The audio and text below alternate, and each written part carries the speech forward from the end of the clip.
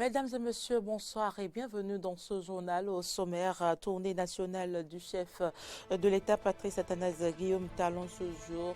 Première étape, la commune de Savet, où le président a été accueilli dans la liesse populaire avant d'échanger avec les autorités communales, administratives et population. Ouverture ce jour de la première session ordinaire de la Commission nationale à l'emploi, une rencontre au cours de laquelle plusieurs dossiers seront étudiés. Et puis rencontre entre le président Alassane Ouattara et Henri Konan Bédié en Côte d'Ivoire. Objectif, trouver le moyen de mettre fin aux violences qui opposent les deux camps.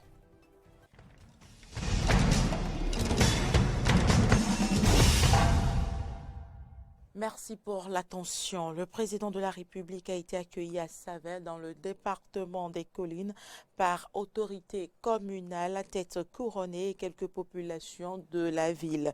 Grand moment d'échange, cette rencontre a eu pour principal objectif de recueillir les appréciations des uns et des autres sur la mise en œuvre des projets contenus dans le programme d'action du gouvernement. Occasion pour les populations de formuler de nouvelles doléances. Après Savet, cap a été ensuite mis sur Tchaourou. Là, le chef de l'État s'est adressé à la jeunesse et à toutes les communautés de la ville. Il a déploré les actes qui ont obligé la sécurité publique à déployer des militaires dans la ville pour sauvegarder la paix et les infrastructures publiques de la localité. Et puis, ce journal se poursuit. La première session ordinaire de la Commission nationale à l'emploi a démarré ce jeudi à Cotonou. Plusieurs documents seront passés au peigne fin. Les détails, c'est avec Frédéric Espoir Roumabou et Denis Marouya. Pendant 48 heures, les commissaires de la Commission nationale pour l'emploi auront à examiner d'importants documents, dont, entre autres, du projet de mise en place d'un guichet unique de promotion de l'emploi. Et là, c'est un point de réforme important parce que le gouvernement nourrit l'ambition de faire du cadre institutionnel de prise en compte de l'emploi un cadre intégré et qui ne doit plus soumettre les chercheurs d'emploi au calvaire des nombreuses portes qui donnent accès au service public de l'emploi. Il s'agit donc de se prononcer sur une option. Est-ce que le Bénin veut d'un guichet unique intégrateur ou d'un guichet unique répartiteur ou fédérateur? Il y a donc plusieurs options et la Commission nationale de l'emploi devra se prononcer. Troisièmement, nous avons entendu parler du programme spécial d'insertion dans l'emploi, en réalité de l'initiative présidentielle de l'insertion dans l'emploi, qui a déjà démarré dans un contexte spécial, mais il faut bien que la Commission nationale de l'emploi soit au parfum du contenu de ce programme spécial d'insertion. Cette session sera la seule de cette année 2020, compte tenu des restrictions qu'impose le contexte de la COVID-19 que traverse le monde entier. Le Conseil des ministres s'est réuni ce mercredi 11 novembre 2020 sous la présidence effective du chef de l'État, Patrice Talon. Plusieurs décisions ont été prises et des nominations ont été prononcées. Suivant un extrait du compte rendu fait par le porte-parole du gouvernement, Alain Ronla. Au titre des mesures normatives, lancement de la campagne de commercialisation du coton graine au titre de la campagne 2020-2021. Le dit lancement est prévu pour le 13 novembre 2020 dans la commune de Gogounou. Il consacre l'ouverture des marchés autogérés de coton graine dans toutes les zones de production cotonnière. Dès lors, démarreront les opérations de pesée, d'évacuation du produit et de rétribution des différents acteurs. Le choix de cette période permet aux producteurs de commercialiser à temps le coton et d'éviter les risques de perte de poids, d'incendie de la production entreposée sur les marchés et ou dans les champs, ainsi que de mouilles dues aux pluies précoces. Le démarrage des opérations permettra également aux sociétés d'égrenage d'amorcer l'usinage pour monter en rythme progressivement. Le Conseil a instruit les ministres et tous les acteurs concernés par le sujet à l'effet de sensibiliser les producteurs des zones cotonnières en général et ceux des localités frontalières en particulier à la nécessité de commercialiser leur coton comme recommandé dans le mécanisme de l'interprofession. Fixation des modalités de déroulement de la campagne de commercialisation 2020-2021 du soja. La filière soja est en progression constante au fil des campagnes agricoles. Ainsi, il a été emblavé au titre de la campagne écoulée une superficie de 192,412 hectares pour une production de 257 000 tonnes, dont 240 000 tonnes déjà exportées. En vue de soutenir cette dynamique, en accédant à la volonté des acteurs et tenant également compte de la tendance sur le marché international, le Conseil a marqué son accord pour la fixation du prix plancher d'achat à la somme de 175 francs CFA le kilogramme. La présente campagne sera lancée le 19 novembre 2020 dans la commune de Djougou et durera jusqu'au 30 juin 2021. Un accent particulier sera mis sur la promotion des bonnes pratiques destinées à préserver le label du soja béninois. Le Conseil a par ailleurs adopté les décrets portant création, organisation et attribution du Comité national de suivi de la zone de libre-échange continentale africaine, nomination des membres du Conseil d'administration de l'École des métiers du numérique, nomination des membres du Conseil d'administration du Centre de perfectionnement du personnel des entreprises. L'utilisation des sachets plastiques non biodégradables est interdite, j'y arrive, conformément à la loi 2017-39 du 26 décembre 2017.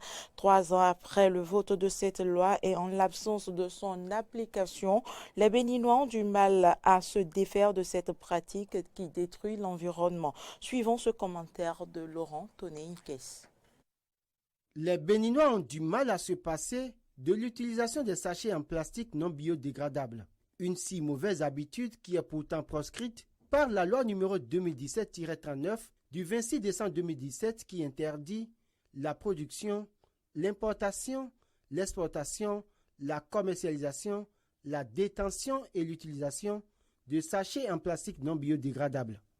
Au terme du vote de cette loi, un moratoire a été accordé aux citoyens pour se conformer aux dispositions.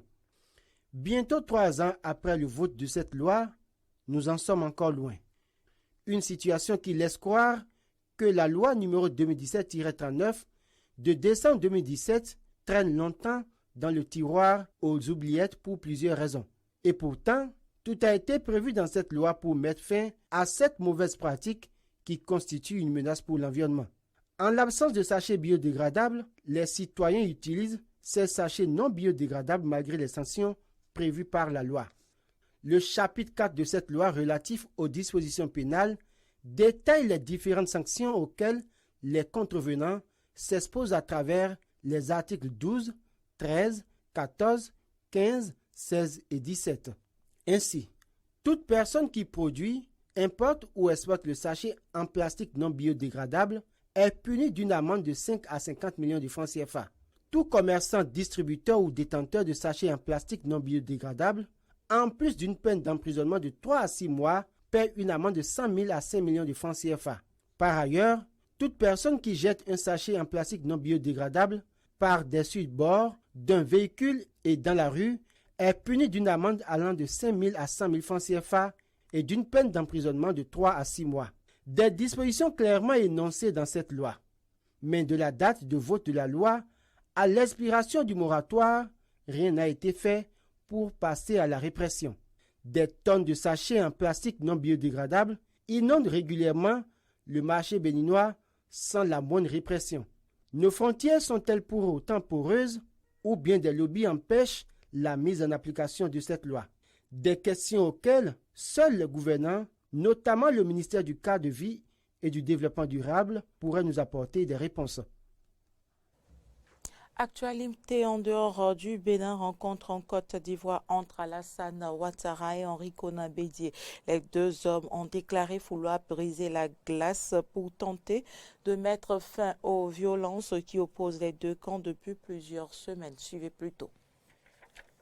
Bon, comme ils l'ont dit tous les deux, hein, ils ont juste brisé pour l'instant la glace de la méfiance. Et maintenant, certainement que dans les prochains jours, dans les prochaines semaines, ils vont pouvoir discuter concrètement de ce qu'ils pourront mettre dans ce qu'ils appellent, dans ce que le président Hassan Ouattara a appelé le dialogue sincère et franc entre les deux hommes.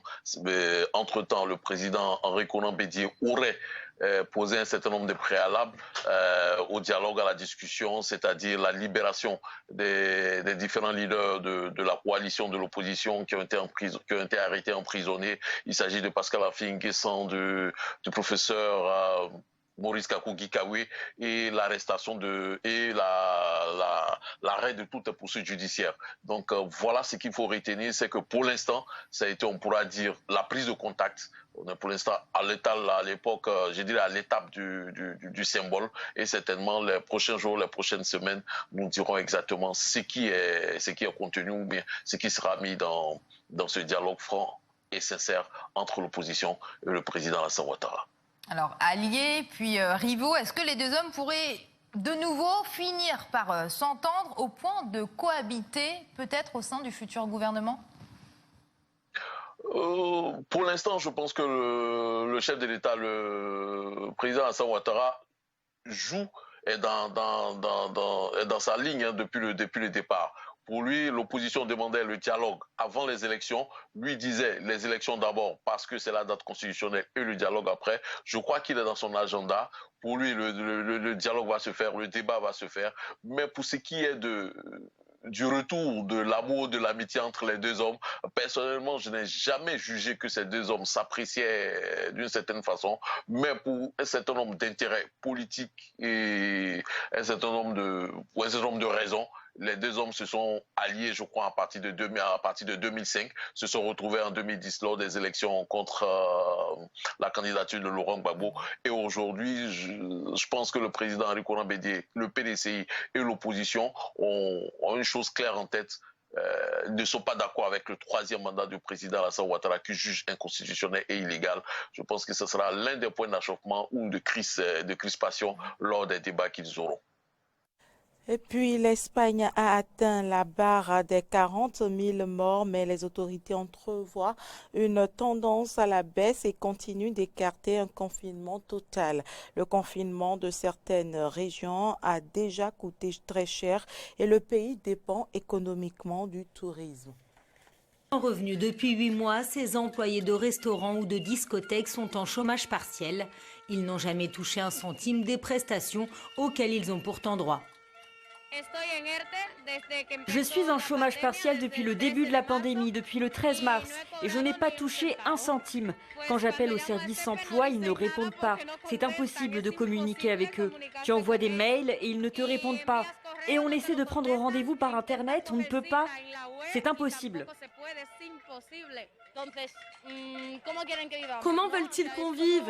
Ils disent « Allez, on ferme tout pour que les gens ne se contaminent pas, pour qu'il n'y ait pas de mort. » Ok, mais nous, on va mourir de faim. Moi, je suis jeune et grâce à Dieu, je peux retourner vivre chez mes parents. Mais beaucoup de gens n'ont pas leur famille ici. Plus de 100 000 salariés ont eu recours au chômage partiel lors de la première vague épidémique. Près de 80 000 depuis le début de la deuxième. L'INEM, l'équivalent de Pôle emploi en France, n'aurait pas su gérer l'avalanche de dossiers. Le service emploi, il faut tout faire en ligne. Et comme ça sature, le site internet ne fonctionne plus. C'est le bazar. Le site se bloque. Et moi, je n'ai rien touché depuis le mois de juin. Regardez quel mois nous sommes. Annoncé en grande pompe par le gouvernement de coalition socialiste Podemos en juin dernier, le tout nouveau revenu minimum vital n'est lui aussi jamais arrivé sur les comptes bancaires des demandeurs.